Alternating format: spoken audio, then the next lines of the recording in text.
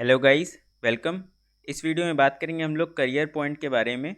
आज स्टॉक 4.91% का फॉल दिखाया है और कल ही इसका रिजल्ट्स आया था, तो एक बार रिजल्ट्स को गो थ्रू कर लेते हैं। उसके बाद देखेंगे कि इसमें रिसेंट में क्या फाइनेंशियल्स फंडामेंटल्स वगैरह चल रहे हैं, क्या इस बार का शेयर होल्डिंग पैटर्न निकल के आया है, और फिर देखेंगे कि इसमें लास्ट में कि कैसा टेक्निकल चल रहा है, कहाँ पे बाई और सेल करना चाहिए। तो स्टार्ट करते हैं इसके फाइनेंशियल से।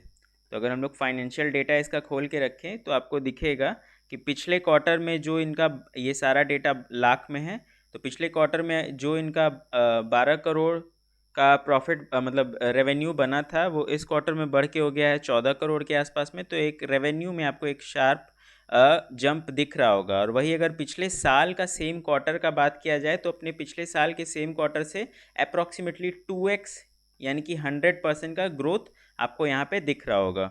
ओवरऑल अगर हम लोग प्रॉफिट कैलकुलेट करें सारा टैक्स वगैरह देने के बाद, तो पिछले क्वार्टर के हिसाब से पिछले क्वार्टर में 4 करोड़ 11 लाख का प्रॉफिट हुआ था।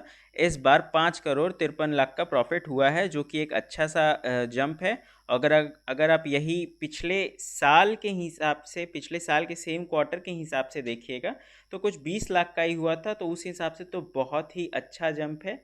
एक तो एक रेवेन्यू में दुगना जंप है और प्रॉफिट में और अच्छा जंप है, यानी कि प्रॉफिट मार्जिन काफ़ी अच्छा इंप्रूव हुआ है इस कंपनी का, और बहुत अच्छा बात है। अगर आप इस साल का पूरा कम्युलेटिव देखिएगा तो कुछ अप्रॉक्सीमेटली इस साल में 22 करोड़ के आसपास का प्रॉफिट हुआ है, और पिछले यही था, पिछले साल में सिर्फ और सिर्फ 10 करोड़ का ही प्रॉफिट हुआ था, 10 करोड़ 77 लाख का। तो उस हिसाब से भी देखा जाए तो एक बहुत अच्छा जंप है।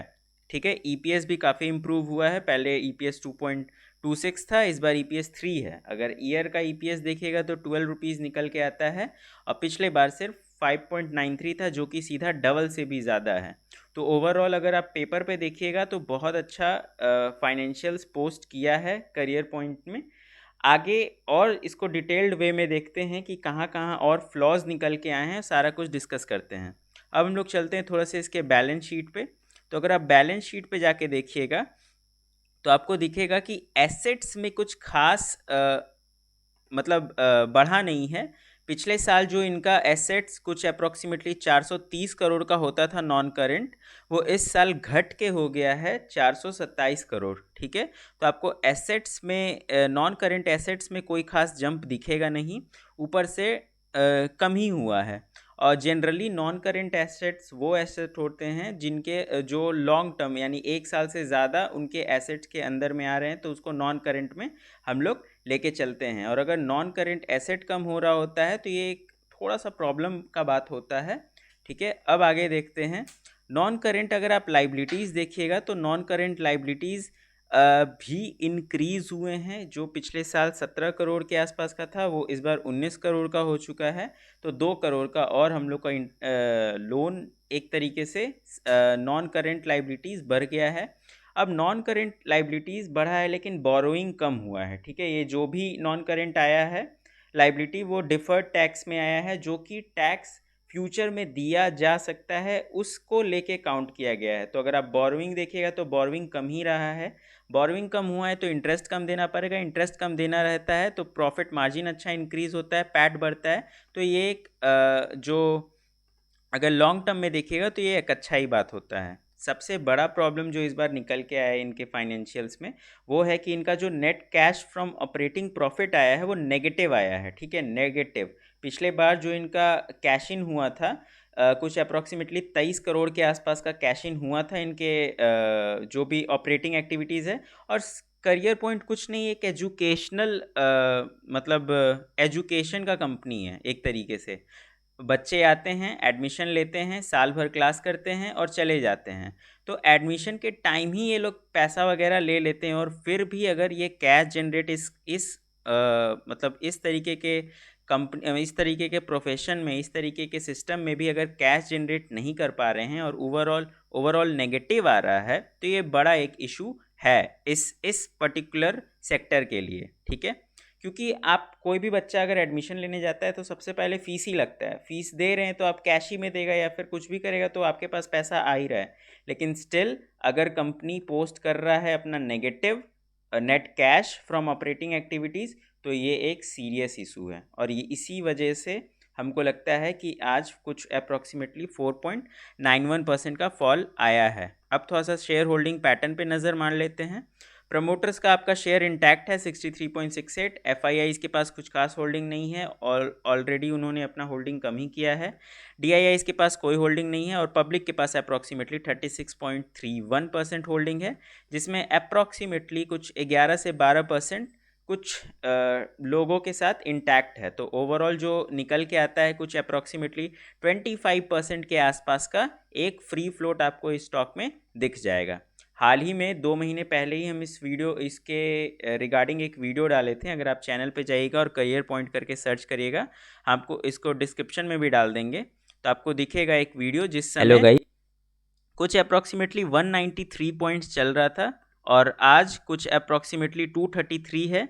तो अगर कोई उस समय का रिकमेंडेशन लिया होता तो एक अच्छा खासा प्रॉफिट में होता। अगर आप 193 चलिए 200 पे भी अगर आप बाई करते हैं तो आपको अप्रॉक्सीमेटली 29-30% का प्रॉफिट 2 दिन पहले तक हो रहा होता, जो कि एक अच्छा खासा प्रॉफिट है इतने शॉर्ट टर्म में। ठीक है, अब थोड़ा सा रीसेंट टेक्निकल्स पे बात कर लेते हैं। तो आपको रीसेंट में दिख रहा होगा, इसको अगर हम लोग वीकली में चेंज कर लें तो वीकली में आपको दिख रहा होगा कि एक जोन बना रहा है, एक अच्छा खासा जोन बना रहा था स्टॉक। ठीक है, और एक जोन का ब्रेकआउट आया लेकिन सस्टेन नहीं किया है वीकली चार्ट पे। ठीक है, तो अगर आप इसको डेली चार्ट पे जाके वापस से देखिएगा तो आपको दिखेगा कि एक प्रॉपर जोन था, मतलब जोन है, और जोन में ही अभी ओवरऑल ट्रेड कर रहा है। जिनके पास पहले से होल्डिंग है वो अब एसएल शिफ्ट करके 210 पे लाके रख सकते हैं। अगर 210 के नीचे में क्लोजिंग होने लगता है तो आपको सतर्क हो जाना चाहिए और अपने होल्डिंग के बारे में ज़रूर सोचना चाहिए बेचने का। ओवरऑल जिसको फ्रेश एंट्री लेना है, मेरा सजेशन रहेगा 240 के ऊपर में जब तक क्लोजिंग ना आए तब तक आपको फ्रेश एंट्री इसमें नहीं लेना चाहिए। स्टॉक को अभी जैसा रिजल्ट आया है वैसा सिंक इन होने दीजिए, मार्केट कैसा रिएक्ट कर रहा है वो सब देख लीजिए। हमेशा खुद नहीं हम लोग को करना चाहिए कि अरे अच्छा रिजल्ट आया है तो इसमें ऐसे कर लेते, थोड़ा सा मार्केट पे छोड़ देना चाहिए कि मार्केट कैसे बिहेव कर रहा है। हम लोग अपने टेक्निकल के हिसाब से चलते हैं। एक हमारा रेंज प्रॉपर बना हुआ है, अगर आप देखिएगा तो एक प्रॉपर फ्लैग आप इसको कह सकते हैं, फ्लैग की तरह एक पैटर्न बना हुआ है। और जब तक इसका ब्रेकआउट या ब्रेकडाउन नहीं आएगा हम इस स्टॉक में भी फिलहाल इंटरेस्टेड नहीं हैं। अगर कल का कल इसमें ब्रेकआउट आ गया तो ज़रूर हम वॉल्यूम्स चेक करेंगे कि वॉल्यूम्स कैसे आए हैं। अगर वॉल्यूम भी बहुत अच्छा खासा है तो ज़रूर हम इसमें पोजीशन बनाने का कल ही सोच लेंगे। तो आई होप कि आपको ये वीडियो पसंद आया होगा। अगर रीसेंट सपोर्ट और रेसिस्टेंस देखना है तो अभी तो स्टॉक कुछ आसपास में अच्छा खासा चल रहा है। अगर आप इसको मंथली में थोड़ा सा करके देखें कि स्टॉक कहाँ पे पहले हुआ करता था तो कुछ अप्रॉक्सीमेटली 2012-13 के आसपास में एक आपको 260 रुपये का आसपास का एक बहुत अच्छा रेसिस्टेंस आपको मिलेगा। तो ऊपर का रेसिस्टेंस सिर्फ और सिर्फ एक है 260 के आसपास में। अगर हम लोग नीचे का सपोर्ट का बात करें तो उसके लिए हम लोग डे चार्ट पे आ जाते हैं। डे चार्ट पे आपको साफ साफ दिखता है कि 210 एक प्रॉपर सपोर्ट है, फिर 190 एक प्रॉपर सपोर्ट एक्ट करेगा जहाँ पे ब्रेकआउट इसका स्टार्ट हुआ था, और तीसरा सपोर्ट हम लोग 160 को लेके चल सकते हैं। तो ये लेवल्स काफ़ी इंपॉर्टेंट रहने वाले हैं। अगर किसी के पास होल्डिंग है उसको क्या करना है ये बता दिए, अगर किसी को फ्रेश एंट्री लेना है उसको क्या करना है ये बता दिए, सारा सपोर्ट सारा रेजिस्टेंस डिस्कस कर लिए। आई होप कि आपको ये वीडियो पसंद आएगा। वीडियो पसंद आएगा तो वीडियो को लाइक करिए, चैनल को सब्सक्राइब करिए, और आप हमारा फ्री व्हाट्सएप ग्रुप भी ज्वाइन कर सकते हैं जहाँ पे हम लोग ऐसे ही स्टॉक को यूट्यूब वीडियो बनाने से पहले ही लाइव मार्केट में ये सब डाल देते हैं ताकि आप पहले से पोजीशन बना सकें। आई होप कि आप उसको ज़रूर ज्वाइन करेंगे। Link is in the description. Thank you, bye bye.